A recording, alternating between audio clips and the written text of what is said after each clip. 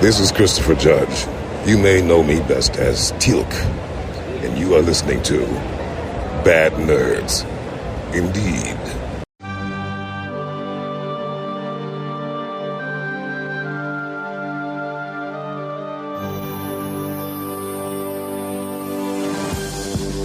Welcome to Stargate SG-1 for the first time. Still not a Star Trek podcast. My name is Jeff Aiken, and I'm watching Stargate SG-1 for the first time. And I'm Brent Allen, and I'm watching Stargate SG-1 for the 47th time. However, for the first time, I am looking for those sci-fi messages, those things that sci-fi is uniquely positioned to tell us. What is it saying to us through Stargate? You know, those types of lessons that hold up a mirror to society, give us hope that things can be better in the future, or just tell us how we can be better human beings to one another. I'm trying to be a better human being, Brent, to most everybody by changing up my strategy on my episode predictions and not even paying attention to the title. So I forget what one we're watching today, but my prediction was basically there's going to be something to do with Naquadah, some new device they figure out being better with Naquadah. So what episode, Brent, are we watching this week? And is there any cool stuff about it? Jeff, as always, you are a good guesser, my friend. The title of this episode is Chain Reaction, so I totally get where you get the Naquadah power thing from. This is the 15th episode of Season 4. Air date, December 13th in the year 2000. Now, our last air date was back at the end of September. Yeah. So we've had a little break, which is okay. That's the first break in a long time. Yeah, Stargate goes for a while. But imagine Serpent's venom being the thing that leads into this break. Oh, and that's what you're leaving people with. You know what I mean? Especially because that episode does not end on an up note. No, they have failed their mission. Apophis is this big bad. So I want you to think it's been 6 weeks, and today's episode is the one they come back in with. Now, this episode was written by that great writing duo that we talk about, Mallozzi and Mully, and it is directed once again by our guy Martin Wood. So he gets two back-to-back, but there's been a little bit of break. So we'll be on the lookout for the big wrench. We know that it's in play now. Right. We know that it's in play. We'll be on the lookout for that. Jeff, that's all I have leading into this, because everything else is stuff we'll have to talk about on the backside of this. So sounds good. Let's go watch an episode. Let's do it. Hey, if you guys are joining us for the first time, welcome to the show. Every episode is somebody's first time. Here's what's about to happen. Jeff and I are going to go watch this episode right now. Jeff for the first time, me for the 47th time. But we're not going to go away and take notes and all that sort of stuff. No. We're going to do it right now.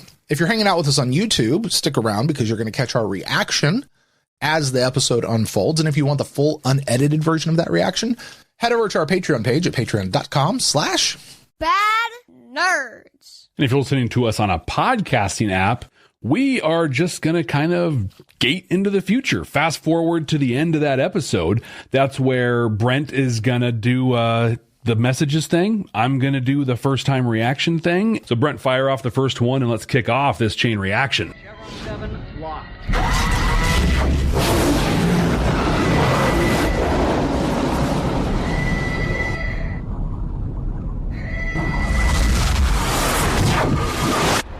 Report. Hammond of Texas. Sir, they're under fire. Hey, here we go. Guy. Let's see what his name tag says now. Colonel O'Neill, this is General Hammond. You report status. It's about the best way you can possibly start an episode. We're trying to get clear to come through. Open the iris. Shut the blast doors. They're all just standing there. They exist in the gate room to return fire should something happen. Fire report. Dude, that gate room has to be so reinforced. Like, they have blast doors that come down in front of that glass. Why are they not shutting the blast doors? You better duck, because those things are going to hit you in the face if you're standing there turning around looking at it. I'm sorry, Jeff. As a longtime Stargate watcher, I have so many problems with how that sequence just went down. So I'm not a longtime watcher, and I have problems. On the way back to the gate, considering the SGC was taking fire, I'm kind of glad you waited as long as you did, sir. Lots of fire. Strictly speaking, if I'd followed procedure, you'd all be dead right now. Sir, every time we go through the Stargate, it's a calculated risk. I realize that, Major. But frankly, I'm getting tired of sending good people out there never knowing if they're going to come back. I've had enough. I'm sorry, sir. What are you saying? I wanted you all to be the first to know.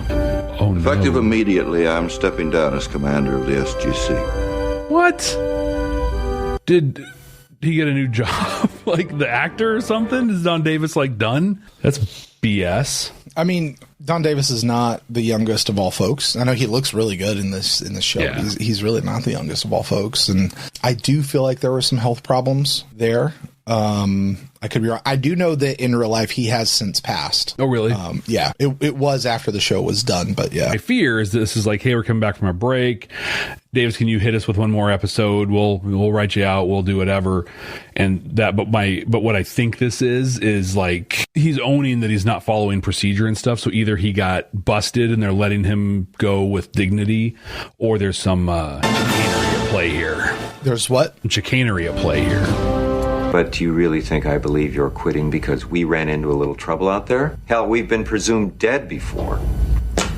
You've been I don't have dead. to explain myself to you, Colonel. When I took over this command, Stargate was inactive. This was supposed to be a quick and easy assignment on my way to retiring. General, need I remind you that I was retired? Some things are worth changing your plans. Do you remember that, Jeff? Him getting pulled out of retirement? No, that General Hammond, he told, when he and Jack first met back in Children of the Gods, probably because I know where it goes, it sticks out in my mind. He talks about Jack being retired and, you know, all that kind of stuff. And Hammond says, I'm on my last tour. Mm-hmm. I remember that. Yeah. But I didn't, like, I'm on my last tour. This is... I think there's a big difference between my last tour and, hey, this is just supposed to be a cush, easy thing, you know, for me to sail out on. Because they were trying to shut the whole thing down. Like, they were just trying to... I guess, yeah. Whatever. Like, he was on his way out, and when this whole thing blew up, he stayed. So... I guess that's true. Yeah. I forgot that piece. Yeah. Again, how could you not understand foreshadowing, Jeff? It was on the TV. It was right there. Right? Clear as day with subtitles. Right. It's like I'm not even trying. We love you guys. It's all in good fun. It really is. It's still just funny. I love it.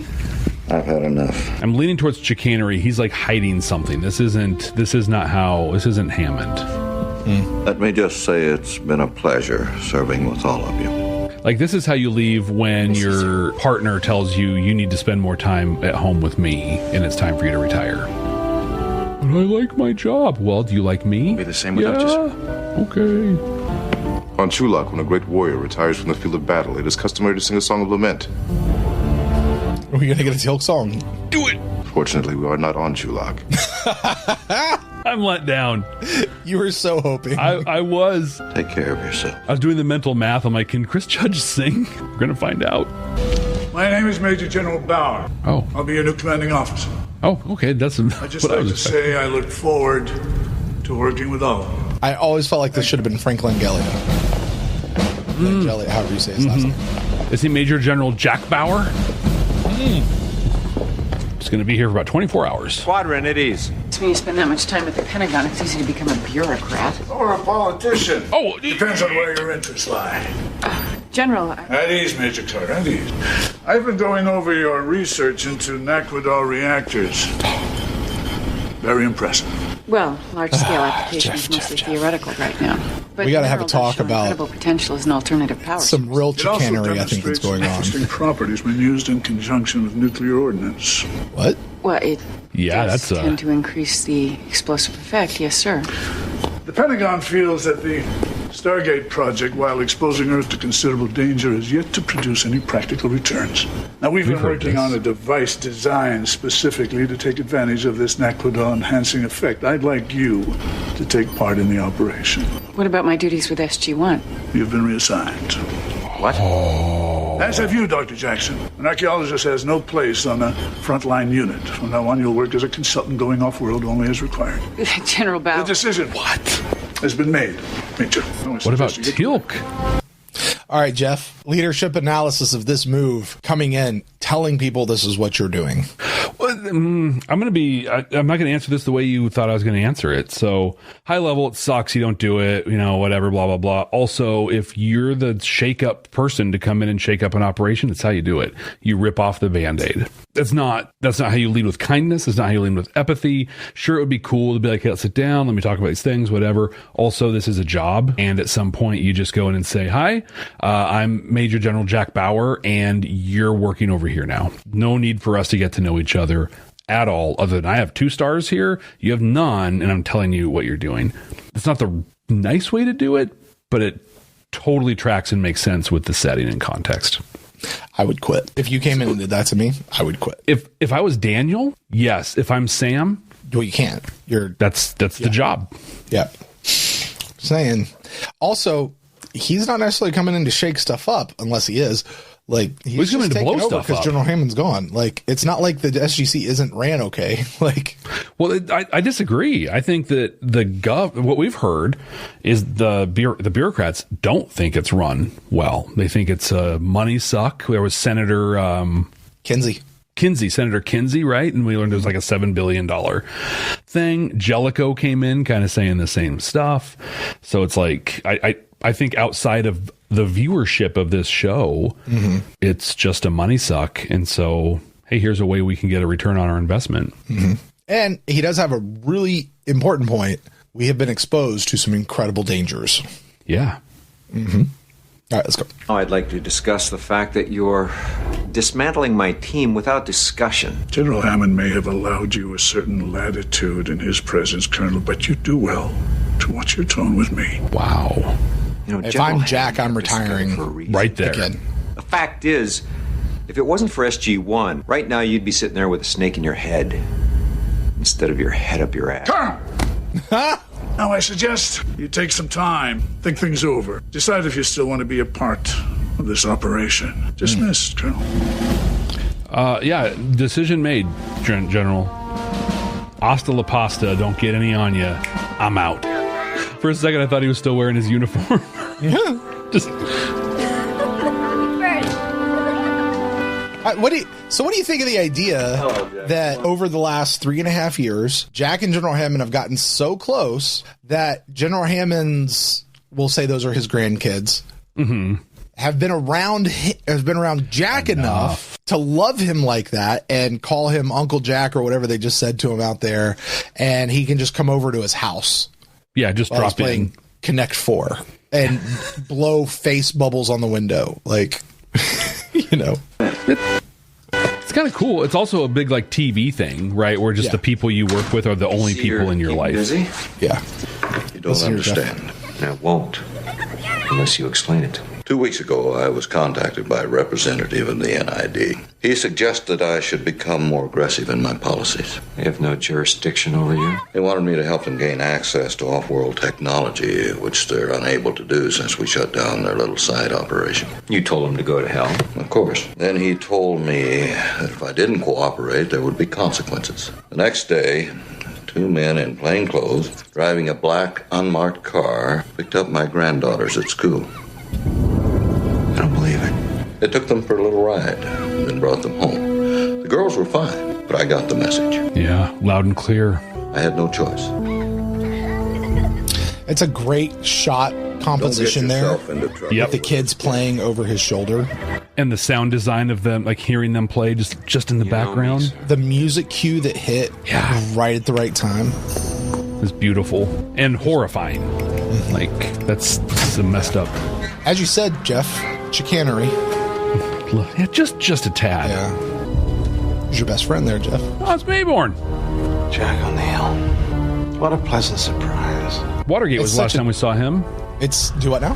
Was Watergate the last time we saw him? Yeah, he was frozen in Russia, right? Yeah. And got unthawed. That is such a, like, you can see the set. This is the set walls. We're going to put these bars in here, like, you know. And I'm sorry, I've never seen any jail, not that I've been on the inside of too many jails, where you could walk right up to the cage like that. Like, yeah, no. Mayborn is not in a holding cell because somebody got picked up drunk on the street.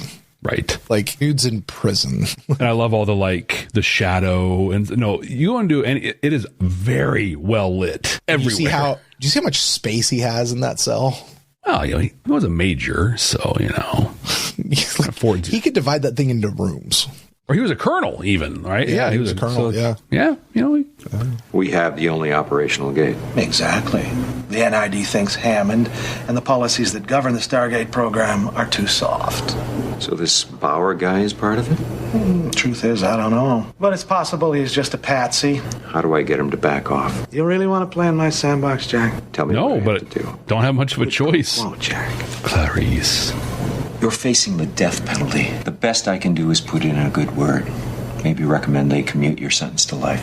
You'll have to do a lot more than that. I can get you the information you need. Names. Proof of certain influential people's involvement with the NID. You're gonna have to get me out of here for a few days. I won't bother to say you can trust me. Tilks with SG3. If I'm telling him, like, hey, you guys got to move a little further down the ramp because I'm not trying to, like, get half my head taken off. Dead. Lieutenant Morrison was providing cover fire. What about the Naquita? I believe I secured a sufficient amount. Excellent. I don't really care who died. Did we get the stuff? Linda Rama. They've deactivated my password. Yeah, it makes sense. You've been compromised. I'll try to hack in through the back door. That's what... The Naquita we got from P3S452 has been successfully incorporated into the device. I'm glad to hear it. Here's the test site.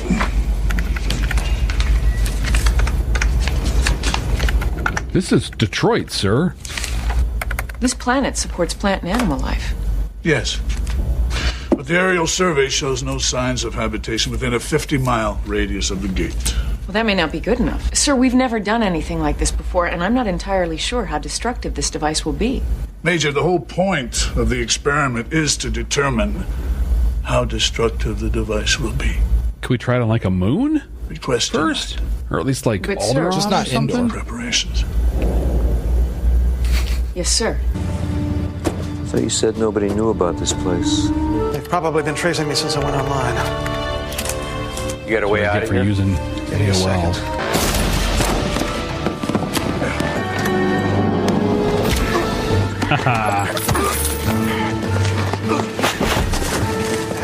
Nice. Jack and Mayborn on the same team. A nice try to you. It's going to be the thing. They're going to be awesome together. And it's just going to kill him, you know, like, oh. Prepare to send them on through. Major Oppenheimer here. Keep an eye out for Martin Wood. Yep, How are things at camp? Not good. We have to stop the test. Why is that, Doctor? The aerial survey shows evidence of an old Gould mining operation. Now, even though it's probably been shut down for several thousand years, there could still be significant amounts of Naquita present on that planet. We're not stopping the test. I don't think you realize the implications of this. Or maybe you do. There it is. You're making an accusation, Major. Are you become You were all death, wrong, didn't you? Major General, the destroyer of worlds? You were hoping for a chain reaction with the Naquita in the soil. Hey! Sir, that entire planet could be destroyed. The possibility. Naquita bomb. Most worlds occupied by the Gould do have a high incidence of Naquita. This could be a very effective weapon against them. There's only one problem, sir. Good tactical point. When that bomb goes off, we'll still be connected to that planet by an active Stargate. And we've seen radiation, gravitational effects, even time distortion translated back through an outgoing wormhole. According to my intelligence, we should be able to get just enough data before the Stargate is destroyed and the wormhole disconnected. Who provided this intelligence? That is not your concern. Sir, we've seen the Stargate survive a direct hit from a meteorite. End of discussion. Okay, can I go up above ground for this test? Just, not be here for it then? Black tie event, and you're wearing your... Yes. Some blue Would you and white please tell the stripes. senator that Colonel Mayborn and Colonel O'Neill would like to see him? He has guests. Tell him he has two more. It is Jellicoe! Our invitations must have got lost in the mail. Afternoon, ma'am. I'm Mr. Starsky. This is Hutch. Come in, come in. That was a good opportunity for some sort of a MacGyver joke right there. He's Kinsey, right? Yeah. Okay. Seems to like you, Mr. Starsky. Birds of a feather, ma'am.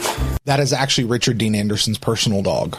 Oh, really? Yeah. Now rewatch that scene and just see, like, you could see where they cut the edits, like that the dog gets too familiar. Yeah. Well, because he went up immediately, was giving him a kiss, and then it went away. Like that is, and he comes in and like almost passes and turns around and is like, "Oh, this is my human." Like, and you can see like right at the end, like as Jack's trying to go off, the dog is trying to go with him, and they cut it before it actually really looks like that. But so just watch it again with that understanding. For those of you who didn't know that bit of trivia, here you go as well. I gotta tell, I get so excited every time I see Siler on screen. Right.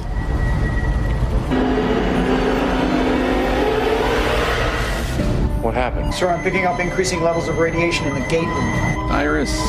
They're gamma rays, ultra-high frequency. Shut down the gates. No response. Radiation levels approaching critical. Literally what Sam told you would happen. Repeat, immediate evacuation. This is not a drill. I don't know that he's a patsy as much as he's like the one who just had to do it, but I think he's still in on stuff. What's going to happen, Major? I have no way of knowing that. I've always got the feeling he's in on it, but at a very low level. Guess your risk assessment didn't cover this. But He's Sam like low did, ranking. because she told you this is what would happen. Exactly, beat for beat. Yeah, he's just like the highest ranking, low ranking guy in their Gentlemen, world. what in God's name can I possibly do for you? We need some information on the NID. The NID. Tell me more Snaky about this government agency NID. involved in all sorts of illegal covert operations, like blackmailing Air Force generals. I'm not leaving till I get what I came for. Oh, and what are you going to do? Well, I was thinking about shooting you. Jack. Do you believe for 1 second Jack O'Neill is going to shoot Senator Kinsey? No. Not him. Bringing the gate room online. Jeff, have you ever seen this room before? The iris is still holding, but it's starting to heat up. How long before it loses integrity? I'm not sure. It's possible that we don't turn think that so. planet into a giant ball of Have we? superheated plasma. The power the gate for months. You will see it multiple times. I'm just wondering Gate if on this the is other the first side time survived the you've seen I explosion. think it's the first Not time. ours as well. There is a chance that the gate will shut down on its own. The 38-minute window. it. You will see it multiple times. I'm just wondering if Gate on this the is the other first side time survived the you've explosion. seen it. I think it's the first Not ours time. as well. Colonel, have you Oh, completely that's taken fucking leave of good. your senses? I'm hanging around Mayborn. What does that say? Kinsey's online activities connect him to NID actions over the last year and a It's not half, the only thing Kinsey's online activities connect him to. including Who's secret this operation Jeffrey on NID Epstein? You 61, have a lot the of involvement with the Russians, What do you know about Sean Puffy Combs? and the threats to Hammond. You're a piece of work, Terrible. Kinsey. Try to shut down the SGC. Oh, I still think the gate's a Pandora's box, and I still think it should be buried forever. But as long as it's open, and as long as it's a threat to this planet, then I'm damn well going to make sure it's used the way it should be used, to defend God's creation. Oh, blow the rhetoric up somebody else's nose. Nothing but a power-hungry hypocrite. The only currency in this town is power. Trouble, Jack.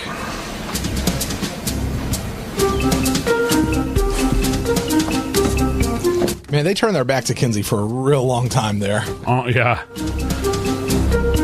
Like how Mayborn's like, there's a lot of radiation. Approaching 38 minutes. I really want to be in the Foley room when they're making those noises. I'd be curious to know what they did for those. It's not gonna close. The 38-minute rule only works when Yes, sir. the plot requires it to work that way. And Sam should know that by now. Well, there's no point staying here. I'll inform the president from the surface. Yes, sir. I'm sure it'll be much safer up there. Yeah, for at least 15, maybe 20 minutes. Tilk's got an idea. Oh, Major Carter. Gate shut itself off. Bet you learned a lesson there, Bauer. What it's worth. well, I'm sorry. look at that. That's a big deal. Great party, Mrs. K. Thank you. We've heard you are planning a run for the White House. The White House? Well, now that you're all here, He's about to get shot. we've often talked about my goals. Do I think I would make a good president? It's enough to bring tears to your eyes. The solutions to the problems faced That framing on him is perfect for a bullet just for him to just drop down. Listen to the people. And that would say a lot about the NID and what they'll, how far they go to keep things quiet. But instead, now we're going to have the storyline of Kinsey running for president. Oh, Hammond's back. I was wondering how I was like, keep talking, Jeff. Let's see. It's just so natural to see him there, where he belongs. Jack, come in. General, it's good to have you back. Thank you. I hear I missed quite a bit of excitement while I was gone. I'm looking forward. I wasn't here. Right. As am I. I was busy getting you back, actually. Jack. Right. Hammond, it's for you. That's the red phone that only goes to one person. Uh-huh. But he uses it for everything. Oh, watch here, Jeff. Hello, Jack. Mayborn, where are you? Well, not in jail, if that's what you think. I emailed myself a copy of the incriminating evidence when I saved it to disk for you. I know. Why didn't you try to escape when you were with me? Oh, come on, Jack. You trusted me. I didn't want you to look bad for the president. Besides, you're too good to have let it happen. Thanks for all your help. I like how you could just, from a cell phone, dial into the base. What you owe me? Right? Yeah. Anything I can do. Like internationally. Well, nothing like right that. now, but one day I may ask you to buy back my soul. That's fair. Mayborn's having a great time. Oh, yeah. Mayborn's living it up, man. Before we gate into the rest of this episode, did you know you're missing most of the content from this podcast? Stargate SG-1 for the first time has an active and exciting Patreon that you can join right now by clicking the link in the show notes. Not only will you get access to the full, unedited podcast and reaction videos, you'll also be able to join a growing, vibrant, maybe even an intergalactic community. Subscribers even get access to all of our content from Babylon 5 for the first time. Don't miss out on this content and the amazing people. Just click the link in the show notes. Tilk thinks you should do it right now. Indeed.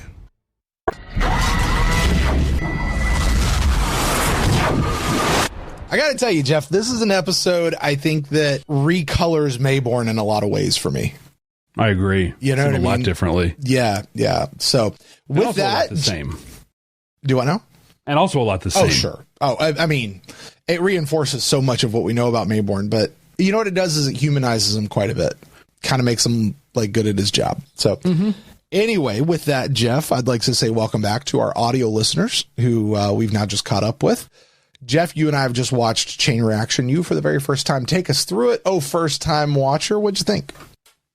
This one takes us back to an episode of a while ago, and I forget which one it is, but we had all like the espionage and, you know, secret black ops stuff going on, and people, you know, reporters getting hit by cars and killed and stuff like that. And I feel like this is the progression of that, along with a number of other storylines. The American government corruption, for lack of a better term, and maybe it's not corruption so much because it seems pretty much part of the plan in a lot of ways, but the way the government's actually handling this has just been peppered, you know, real slowly throughout the series so far. And I feel like we had that one a while ago. There's like, oh my goodness, this is totally going to be a thing. And this is the first one where it's like, we are a thing. This is it. Not only are we going to bring someone in who's going to try and weaponize Naquadah beyond what we already know we can weaponize it as, but we're also not above like messing with Hammond's grandkids to make things happen. Yeah. It is some filthy, filthy stuff. Learned a lot about the NID. I think in my mind, the NID was more of an official department. Like there's CIA and the FBI and the NID and just, you know, that kind of stuff. But this really made it sound more like a terrorist organization. So let me clarify that. The NID is an official organization, provides civilian oversight to government operations. What we have seen and what Mayborn was a part of was a rogue element of the NID. Okay. If that makes sense. So there's the legit face of the NID, and then there's the seediness of what they were there. And their mandate is to oversee and get what we need to get and direct and all that sort of stuff. So it's very easy to color the NID as an entire organization as bad. But it's really this small, it's a group of people within the NID. Exactly. Okay. It was pretty funny for me just remembering people. At first, I thought Senator Kinsey was someone else. Like I had a different person in mind. I couldn't remember the name of Jellicoe's character. So it's pretty funny that one of my earliest notes when Bauer's coming on, I'm like, this is really feeling a lot like Jellicoe. He's coming in, he's telling people how to write the reports, reassign, you know, like Jellicoe comes in and adds a Delta shift and whatever. It had that feel, and it's like, holy crud, it totally is Jellicoe. Like, look at this. I think it is an interesting thing to think about, though. During the episode itself, we talked about Children of the Gods, and when Hammond was like, hey, this is my last tour, I'm going to be out. And in this one, he made the statement that, this is just supposed to be kind of a cush job to, see me out to my retirement. Mm-hmm. But that's can't happen. The SGC is an ongoing concern. It's big deal. It's intergalactic stuff. They're putting the planet in danger all the time. So it does put that question of continuity into place. Not only is Hammond near the end of his career, mm-hmm. but he's put in danger on a pretty regular basis. And the operation at some point, I imagine, is going to have to get bigger. The manager in me is like looking at this from a succession planning lens of like, who does come in and take his place? Like, do you just read somebody in and let them come in and do like Bauer did? Because that didn't seem very effective. During the episode, you asked me about his leadership style, and I actually kind of defended it. I defended it in a military sense, like, and even in times in corporate world, sometimes a new CEO has to come in and do stuff, and there are much kinder ways to do them. But we may have seen it a few other times, but this is a time where the intersection of the SGC's mission of exploration and science and discovery intersects with being a military organization. And Hammond, I think, has been a real shield for a lot of this, and we haven't seen that. He does that's part of his job he does behind closed doors. Yeah. And I think here we just saw how close they are to just becoming a military operation at any time. So, if I may, one of the things that really bugs me, and I let it go because our heroes are the good guys and they're in the military, so okay, fine. As a civilian, it scares the bejesus out of me to think that something as huge as the Stargate program might really exist, and it is solely in the hands of one country's military. One country's military. And imagine, it's cool because it's our military, so we're good. But what if it wasn't our military? What if it was everyone who's not us, right? What if it was one of the other superpowers in the world? What happens when you find out they've been running this thing for 4, 5, 6, 7, 8, 9, 10 years, and they've kept it secret the whole time? And you've brought us to this point. Okay, how about, why is it all got to be military? What about civil?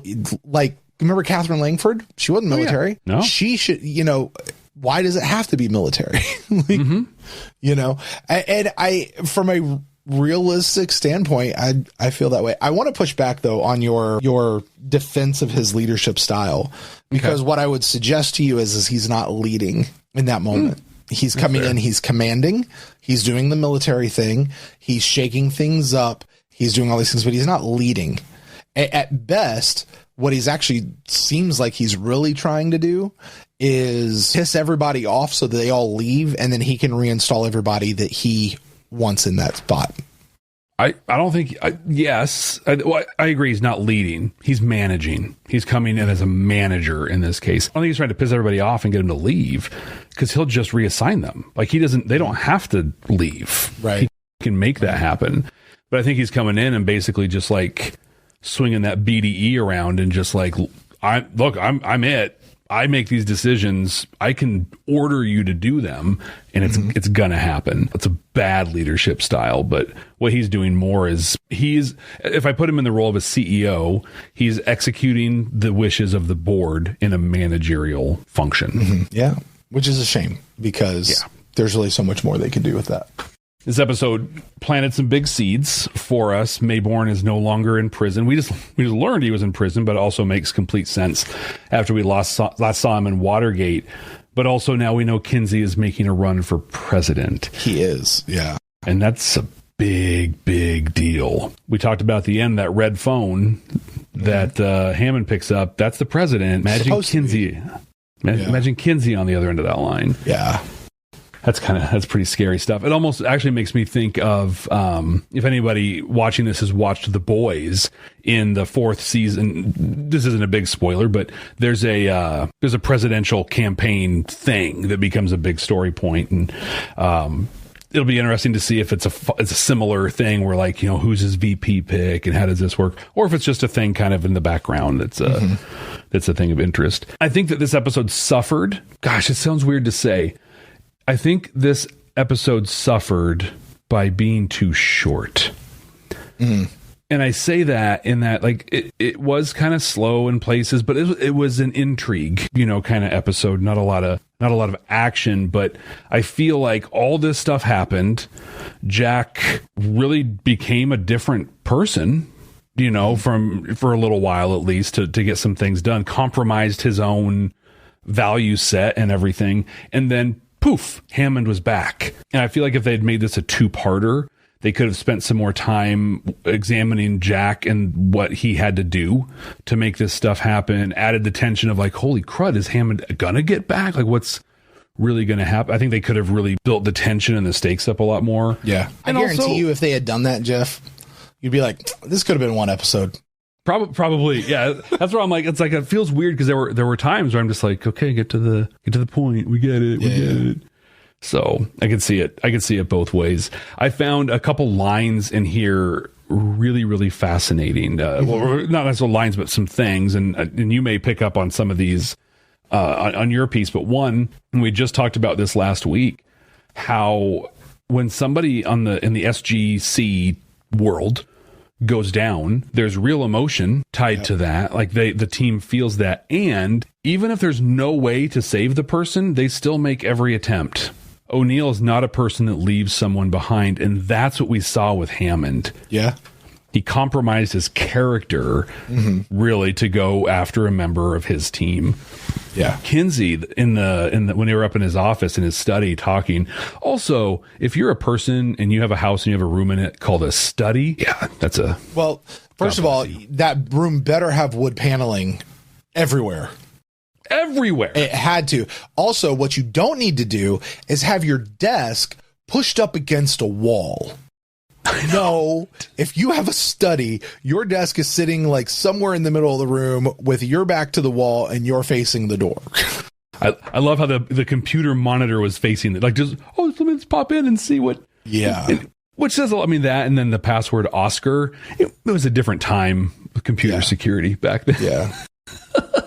But he's sitting there and he's just diatribing on all these ideas, just going off, and it gets freaking psychotic at these points where he's like, I will shake the hand of the devil to protect God's work.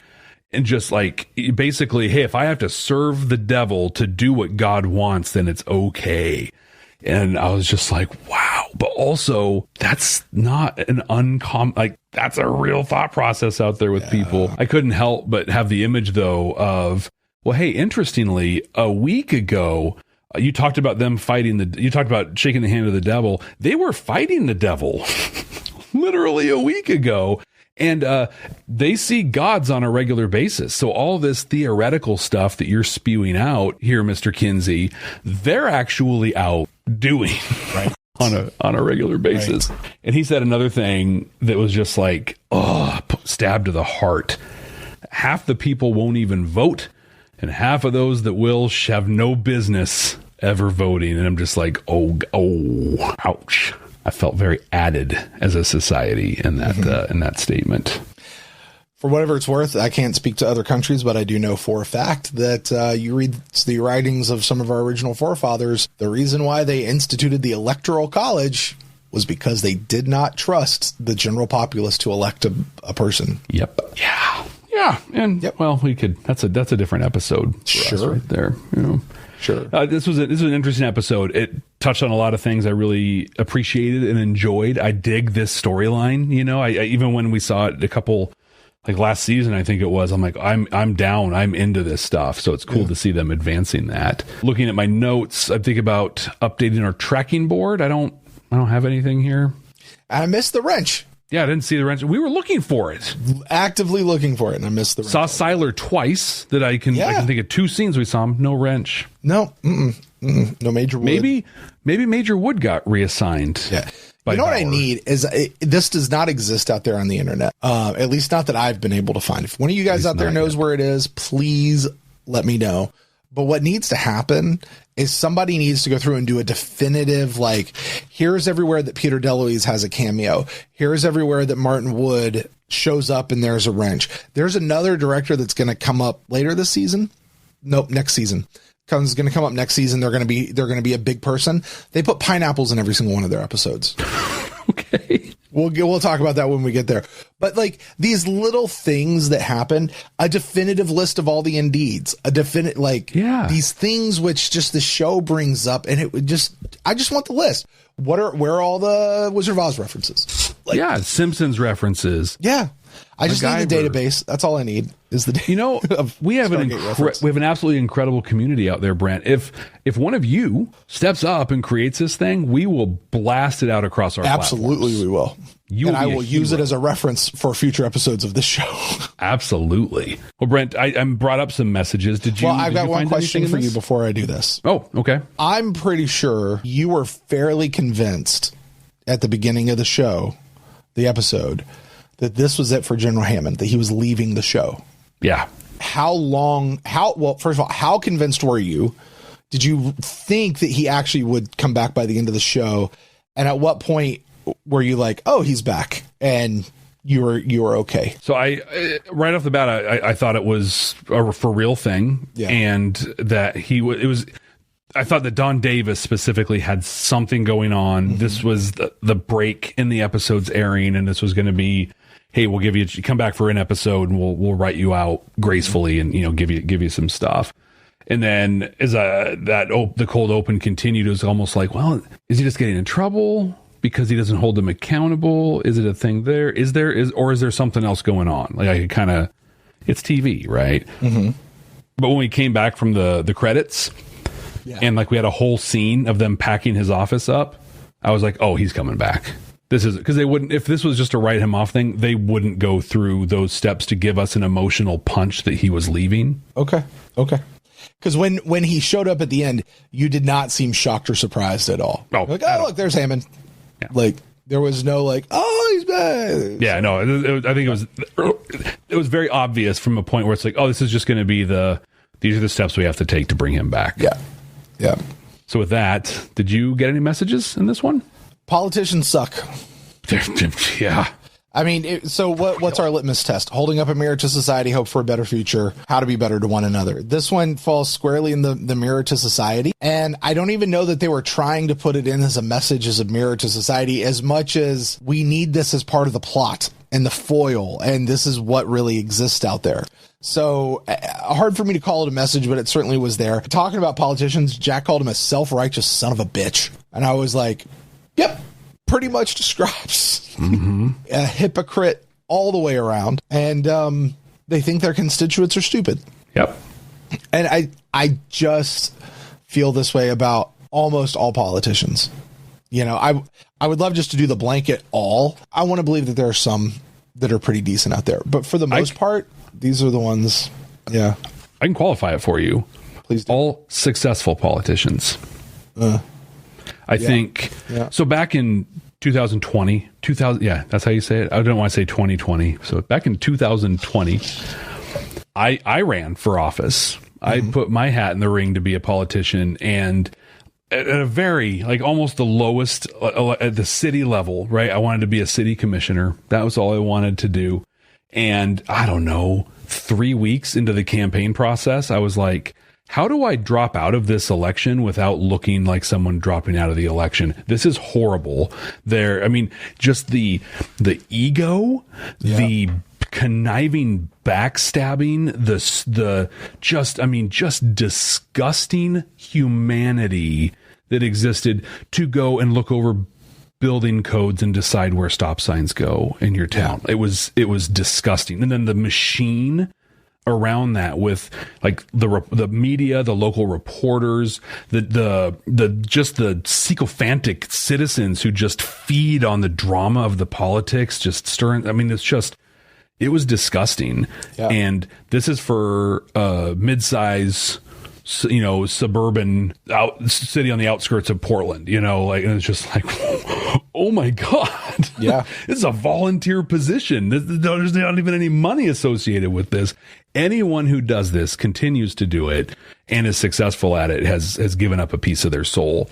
Back, I think it was in the maybe late 90s, early 2000s, my state got a new federal senator, and who was a state senator prior. And one of our local local newspapers did a great interview with him, and he was really honest. And surprisingly, he continued to get reelected. The party didn't throw him under the bus after saying this, but he talked about at the state level, they had a caucus, right? The party had a caucus, and they'd make decisions as a party. But ultimately, when they got out on the floor, he could vote what he felt he or his constituents felt he needed to vote. Once he made it to the big game and he's down in D.C., they made it crystal clear. You walk out of this caucus, you vote this way, and if you don't, you will not get reelected. Yep.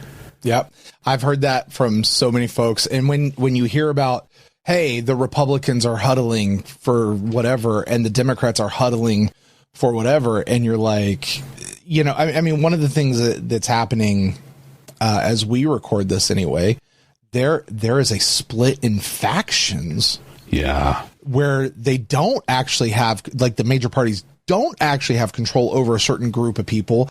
And what's happened is they've grown in power over the last several years, decades, really, at this point. We're just seeing it finally come to fruition where they have enough power, and a relatively small number of them are messing some stuff up.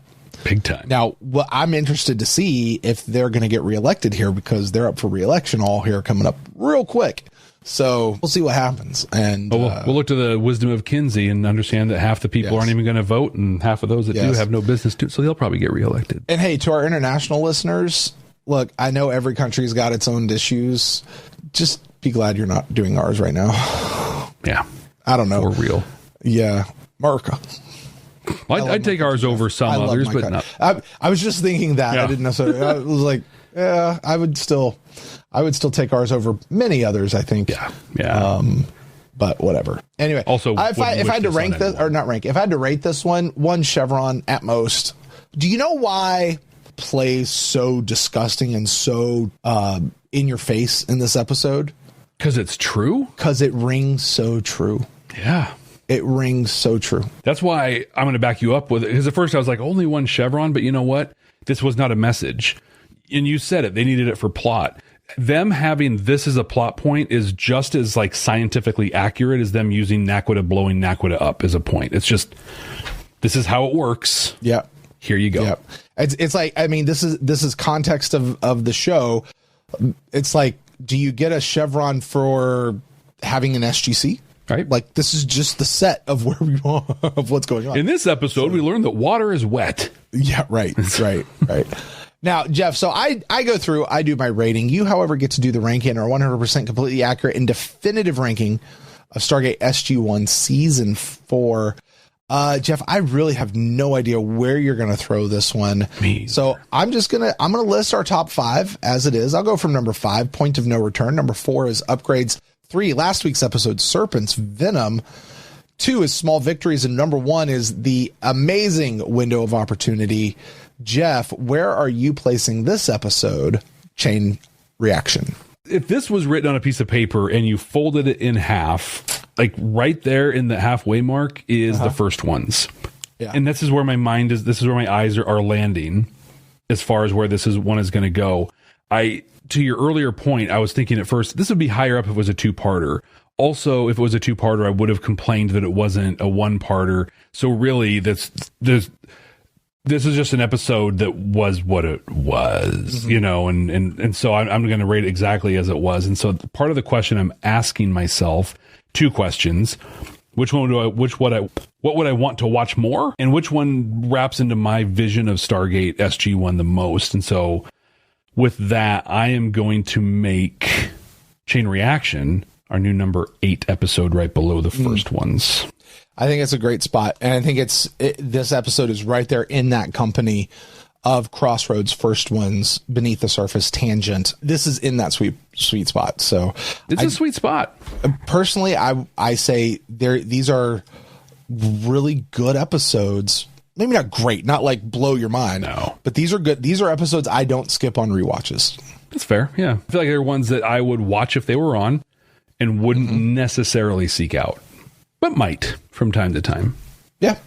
Yep. Jeff, that's going to do it for Chain Reaction. Next week. Ooh, what do you think this one's going to be about? Title of this episode. I will tell you this. Of the things that we count in this episode, or in this series, For Crying Out Louds, Tilks and Deeds, Daniel Deaths, and Sam Boyfriends. Mm-hmm. We are going to tick off at least 2 of these next week. It's possible we're going to hit all 4. Really? Possible. I'm not 100% sure. And by the way, I'm just the Daniel Death one is a possible. It's not necessarily a for sure in my mind. So don't go into it thinking he's going to die. Okay. It's a possible, like, ooh, it depends if this is the thing that happens in this episode. I guarantee you at least 2 of these are going to be ticked off into next week. That being said, that's your only hint. Title of this episode is 2010. 2010. Or 2010. Yeah. Depending on how he was. Didn't I just do this whole thing around I'm not going to pay attention to the episode title? You did, but you should do it this time. I'm going to, because this one I think is pretty self-explanatory. From what I understand of Stargate, it's happening in the time we're watching it. It's not a future show. Right. So we're going to jump 10 years ahead into the year 2010. And why would we jump into the future? Because we have to change something in the present or the past. That's why they do it. I mean, it's not possible, right? I'm sure we'll hear you talk about that when we watch a time travel episode, but that's why they do it in sci-fi. So they're going to go into the future to fix something that's happening for them now. You just said 2 different things. Okay. You said we're going to jump into the future, and then you said they're going to go into the future. So one to me says it's here's our team and they're going to time travel into the future. The other one says, nope, we're just in the future. Which one is it? This will be a time travel episode. Our heroes from the year 2000 will be moved into the year 2010. Okay. To bring something back. All right.